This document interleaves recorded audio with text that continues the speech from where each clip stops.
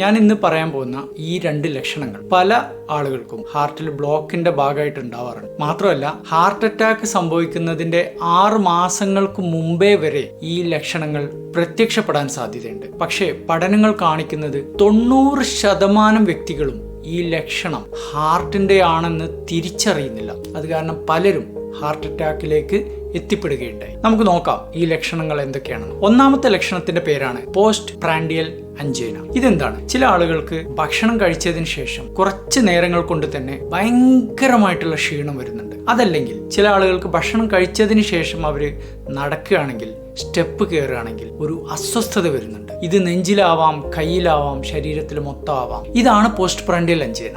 ഇതിന്റെ ഒരു കാരണം എന്താന്ന് വെച്ചാൽ ഭക്ഷണം കഴിച്ചു കഴിഞ്ഞാൽ നമ്മുടെ ശരീരത്തിലെ രക്തപ്രവാഹം ഏകദേശം 25% ദഹനത്തിന് വേണ്ടിയിട്ട് റൂട്ട് മാറി ഓടുകയാണ്. ഈ സമയത്ത് ഹൃദയത്തിലേക്കുള്ള രക്തയോട്ടം കുറഞ്ഞു വരും. ഇതിന്റെ ലക്ഷണമാണ് പോസ്റ്റ് പ്രാൻഡിയൽ അഞ്ജീന. പോസ്റ്റ് പ്രാൻഡിയൽ അഞ്ജീനയുള്ള ഒരു വ്യക്തിക്ക് കൃത്യസമയത്ത് അത് ചികിത്സിച്ചിട്ടില്ലെങ്കിൽ ഹാർട്ട് അറ്റാക്കിലേക്ക് എത്തിപ്പെടാനുള്ള സാധ്യത 3 ഇരട്ടിയാണ്. രണ്ടാമത്തെ ലക്ഷണം ഇതിലേറെ രസമാണ്. അത് തൊണ്ടയിൽ മാത്രം വരുന്നൊരു വേദന, പക്ഷേ ബ്ലോക്ക് ഹാർട്ടിലായിരിക്കും. ഇതാണ് ത്രോട്ട് പെയിൻ ഓൺ എക്സേഷൻ. ഭൂരിപക്ഷ ആളുകളും ഇത് ഗ്യാസിന്റെ വേദന എന്ന് വിചാരിക്കും, പുണ്ണിന്റെ അസ്വസ്ഥത എന്ന് വിചാരിക്കും.